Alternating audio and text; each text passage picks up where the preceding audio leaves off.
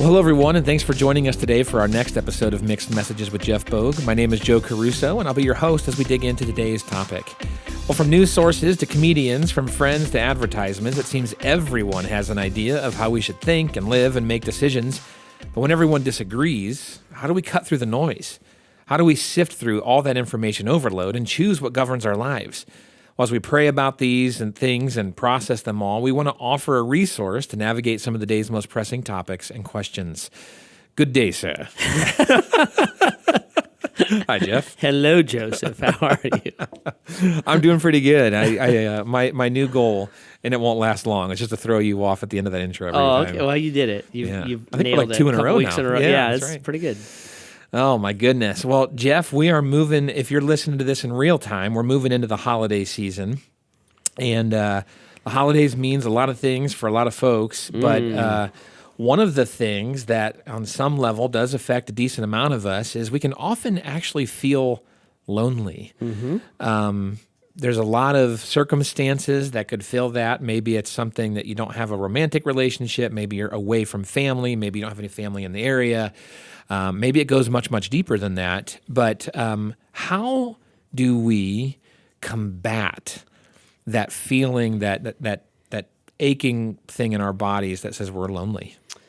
You know, I want to be sensitive with this question because to me, it all depends on, the answer to this depends on what you mean by loneliness and what you identify as the source of it. Yeah. So if this is your first holiday without your spouse or a friend or a parent passed away and you feel lonely, what you're actually saying is I'm grieving and I'm resetting my life, and that's really, really hard. Yeah.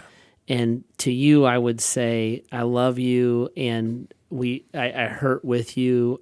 I've been in those shoes, and it is really, really hard. And you feel that the holidays amplify that aloneness and that missing somebody, that grieving somebody in a special way. So if that's what you mean by lonely, I would say pull up next to people you love, share memories of your loved ones, and embrace missing somebody because your grief is actually a part of your love. If you're talking about I'm lonely because of a death of a dream, I'm divorced, I never thought I would be, and it's his year to have the kids, then that's a different kind of loneliness where you don't, it's hard to go grieve with someone. So to somebody like that, I would look and say, what I would really recommend is you find a way to invest yourself during that time. So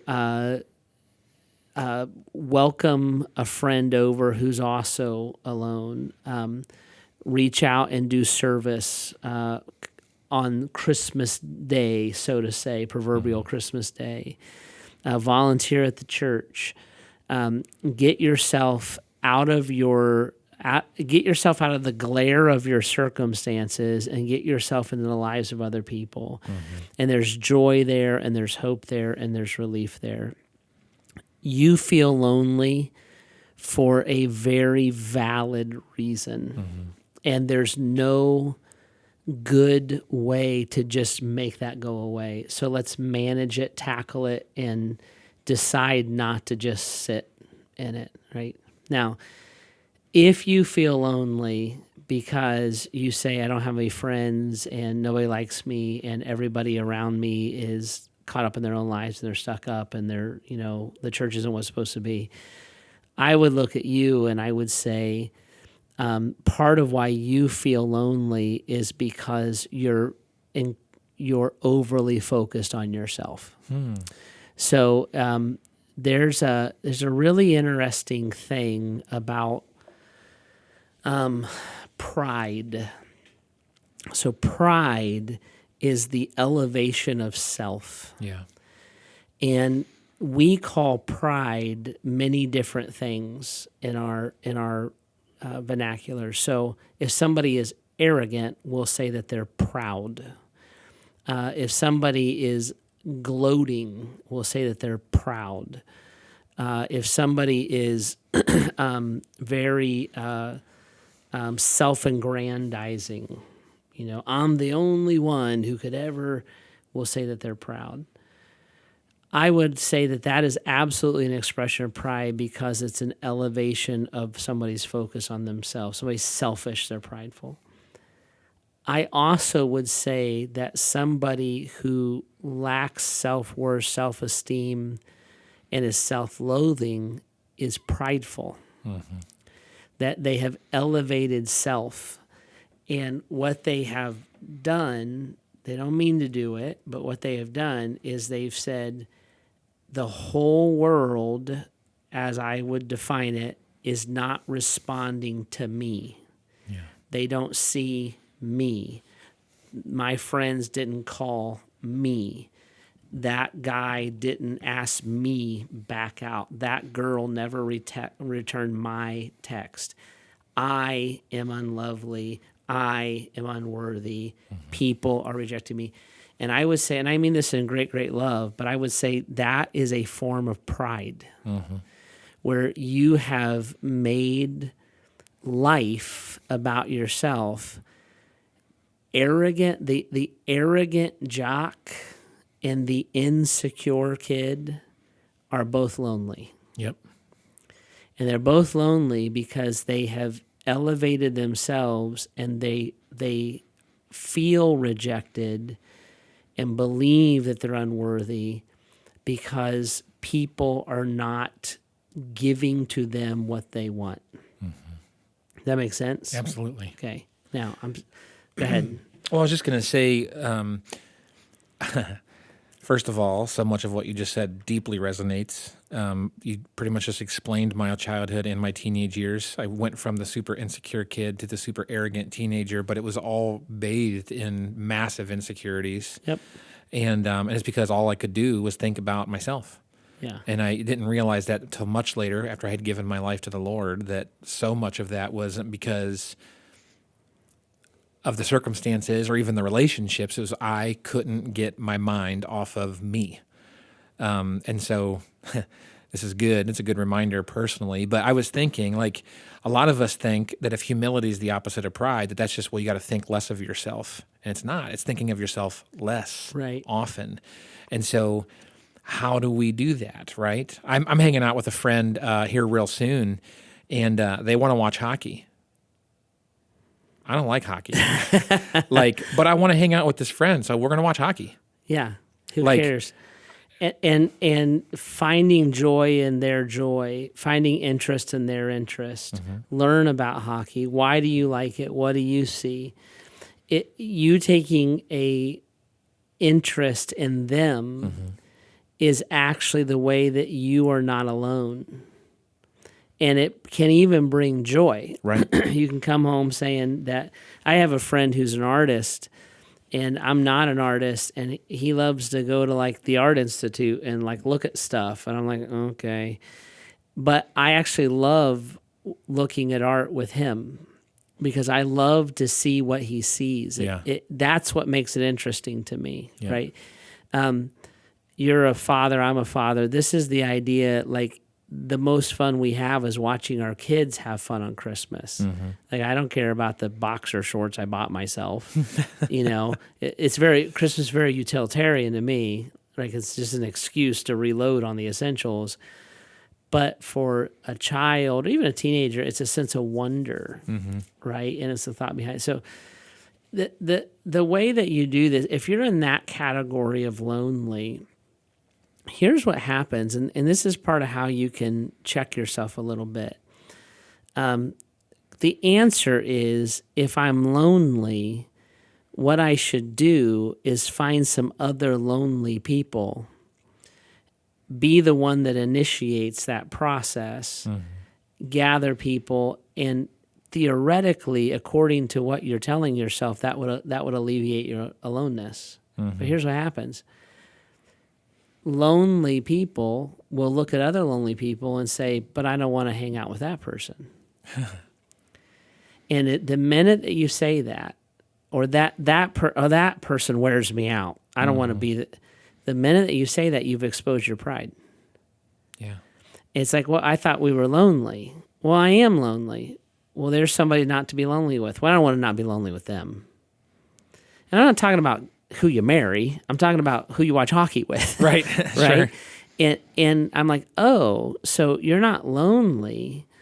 You're prideful. You want a friend to meet your needs on your terms and in your time. That's not even friendship. Mm-hmm. That's not what that is. And the fact that you think like that probably is revealing why you don't have friends. Sure. Right? So in a true friendship, we're bearing one another's burdens. I am friends with people. I do stuff with them all the time that I don't prefer to do. The joy is being with them. Right. And vice versa. And the minute that I start to find I don't want to go to that party. I want to go to this one. I'm so lonely at home. I'm like, well, but you got invited. Mm-hmm. And you miss the wonder and you miss the opportunity. I'm lonely. I don't want to serve at church. Mm-hmm. I'm like, well, but there's tons of people who would love to hang out with you all through the Christmas or right up until almost midnight on Christmas Eve. Mm-hmm. Right? That's the stuff. That's what I want to say this again. Like, it just depends on what you're calling lonely. That's not grief. That's not externally imposed loneliness. I didn't want my family to blow up and somebody blew it up. Mm-hmm. Those are different things. Mm-hmm. That's more of a woundedness that results in aloneness. Sure. The lonely I hear a bunch is, it seems like everybody else is having fun and I'm not. And I'm like, well, you're not the only person that thinks that. Mm-hmm. So find the people. And they're not that hard to find. Mm-hmm. Find the people who would extend relationship.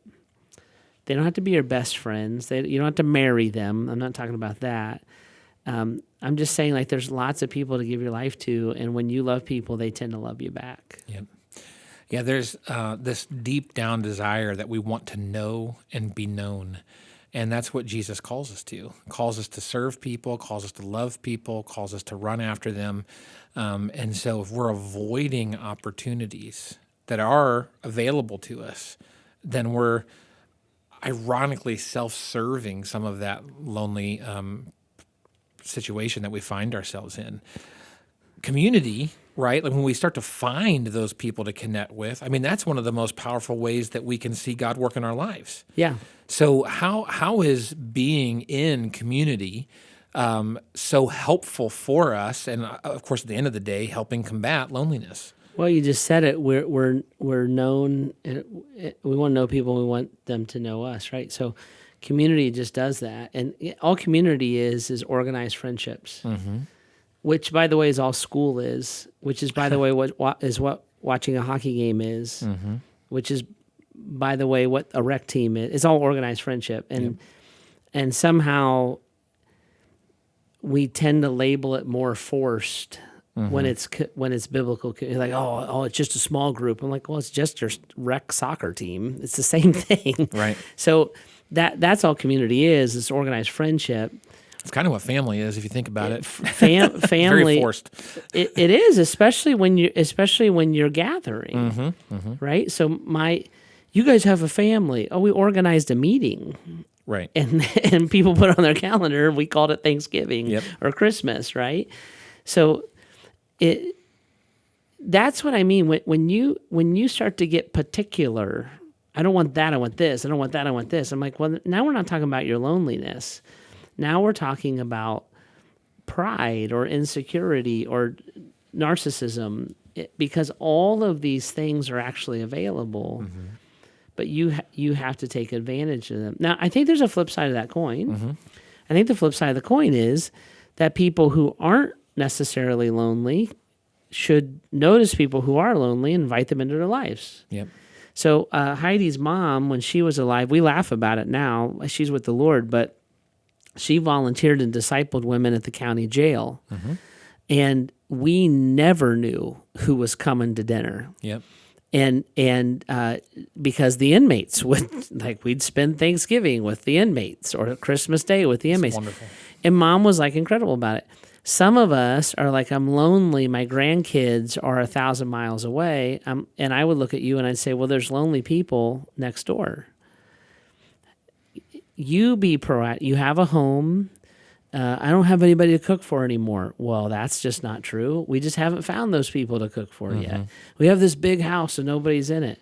Well, fill it up. There's plenty of people. Well, my friends all have their kids. I'm not talking about your friends. I'm talking about lonely people or isolated people. There's plenty of people that are lonely also who would relish and enjoy the invite. Yep. And look around. So in community, in the church, in the community of the church, both sides of that coin are being played. And what will happen sometimes is we'll look and say, we'll look at the busiest of people and be upset they didn't invite us. Well, Pastor Jeff didn't invite us. I have 27 people in my family, right? But we're well, he didn't. I'm but you said you wanted an invite. You didn't say you wanted. My friends all went to the thing, but they didn't invite me. Well, but these person invited you over here. Now you're being particular. Now the conversation changed dramatically. Sure. And I think that's a little bit of a heart look and trying to understand where that goes. Now, there's a whole different layer to this conversation, and there are people that are surrounded by people all the time. They have people-oriented jobs, at least numerically. They have families. They might even say they have friends, people they hang out with on the weekend, people they can get together with and watch a ball game or do the hobby. But in their soul, they're lonely. Yeah. What's going on there? They're around people all the time.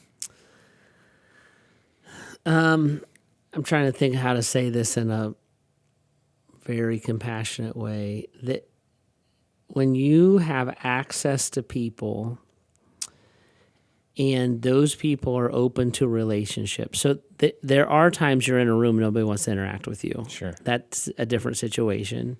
But the scenario you just described, you are invited to the game, and you are the reason you feel lonely is probably because you feel insecure, which probably means that you're demanding that those relationships come on your terms. And you're not sharing your life, or you're oversharing your life. In other words, you're making the relationship about you. So how is it that somebody's going to ask you about you? Well, probably when you ask them about them. I had a wonderful dinner last night with a friend. We were together for 4 hours. He talked 90% of the time. And I went home. It's a long story. Heidi couldn't make it, and his wife couldn't make it, so just wanted to be the two of us. And I went home, and Heidi's like, how was the night? I was like, it was great. And she said, what was it like? I said, well, he probably talked 90% of the time. And she said, was that good or bad? I said, oh, it was great. I totally enjoyed it, right? Now, what I do is I look and say, well, it was just our first time getting together. So he is a good friend, so he'll invite me again, and I'll talk 90% of the time. Sure. Now, I could walk away and say, I feel so lonely. I feel unheard. I feel unloved. Or if I can try to be selfless, I'm like, my new friend actually needed to be heard and needed to be loved, and I really got the privilege of doing that for him. In time, that will reciprocate. I didn't walk away thinking, geez, that guy talks a lot. I didn't think that. I thought, man, he's got a lot on his mind. It was really fun to get to know him, and it was fun to kind of be here for him in a different way. It's the perspective of how you're entering the situation. If you enter that, if you take that invitation to the ball game selfishly, I want everybody to talk about me. I want everybody to know everything about me. I want everybody. you're going to walk away feeling lonely. Yep. If you take that selflessly, you'll get more and more, and eventually the conversation will turn to you, and that's how friendships work. Yeah. We use that phrase, we want to know and be known. But if we accidentally come to the table with, I just want to be known, Yeah. we mess with the relational dynamics. And that curiosity is one of the things that builds the trust back and forth. And I think one of the reasons that at least I know when I can feel the loneliest is when I feel like I don't have any conversations that have a lot of trust. Yeah. And so I can't tell people that, like, I've been in a funk for the last 2 weeks. I can't tell people that, I'm really angry with this family member because I don't feel like I have a safe place to talk about that. But if I continue to build up these barriered walls where all we'll talk about is fantasy football, all we'll talk about is what did you think of the last Marvel movie, all we'll talk about is the stinking Ohio weather, well, you're not asking any questions. You're not getting to know people. And then therefore they don't even think to reciprocate it to you. And so you don't feel known. You don't know them. And that's going to equal loneliness. I think what happens a chunk of time is that people who feel lonely have a myth about people that they perceive who have friends. So they're going to, first of all, they're going to look at like the popular kid. And they're going to say, well, that person's surrounded by those people all the time. They're never lonely. And I would be like, well, that's not true. They're just surrounded by people all the time. They have a charisma or people want something from them, and so they're surrounded by them all the time. Secondly, what they sometimes don't realize is when you have thousands of people around you, you actually only have friendships with only a core would know you super well, right? And to be known super well is not something that just happens. It actually takes work. And I think sometimes when we're lonely, we think that there's like this magical experience. I would say finding friends is kind of like finding a girlfriend. Like you have to work, you have to try, you have to take a chance, you have to probably date more than one person. Well, my friendships are that way too. A lot of times you're looking at something 30 years, 20 years down the road and are like, man, you have these really, really deep friendships. I'm like, yeah, we work at that, right? Like we set aside time. If our lives don't intersect, like I literally have one set of friends, we have it on the schedule. Right. To be together because our lives don't naturally intersect, but we really want to pursue that thing. It's not this friendship is not like this romantic rom-com. It's more like a work and a dedication, and this is where, like, again, biblical community. When I'm serving at the church, as an example, I don't think you have to do everything at the church, but as an example, I wind up being around the same people all the time. That's just putting a meeting on a schedule. I wind up having a lot of shared memories. That's because we have meetings on the schedule. Now we're laughing about that thing that happened. Right. Those are like keys to breaking out of this funk and working on it. If you're doing any version of like sitting there waiting for people to notice you, there's a selfishness to that. Yep. And breaking out of that is like the key to alleviating the loneliness of it. Yeah. So much of what we covered is so helpful, and none of this was planned, so I want to kind of just remember some of the things that we said to help wrap this up. Put yourself into a scenario where you can get to know other people and they can get to know you. And so if we're not in environments where the conversation can get deeper than the weather and the local fad, then we're probably not in a good scenario for us to find those relationships. So find places to volunteer, find places to serve, join groups, get together with other people that are looking for relationships as well, and then be willing to open up, build that trust and that rapport back and forth with someone else. Don't only talk about you, ask questions, get to know them, and allow that trust to build, and then be patient. the best and deepest relationships don't happen just over the course of a couple of minutes or even hours.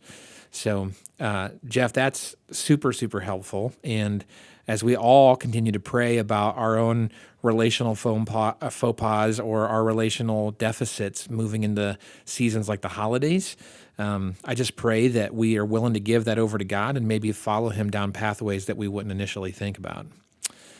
Well, if you have questions that you'd like us to address here on the Mixed Messages podcast, you can always do so at bath.gracechurches.org/mixedmessages. We'd love to help you take unique next steps. We'd love to help introduce you to other people that maybe you can form some of that community with. Reach out, let us know. We do the best we can to get you connected. And if you want to know more about, if you like more of what you're hearing, make sure you subscribe, rate, and review our podcast. And if you're in the area looking for a church family, you can always check us out here at Grace. Well, thanks for jumping in with us today as we continue to seek God's voice through all the mixed messages around us. See you next time.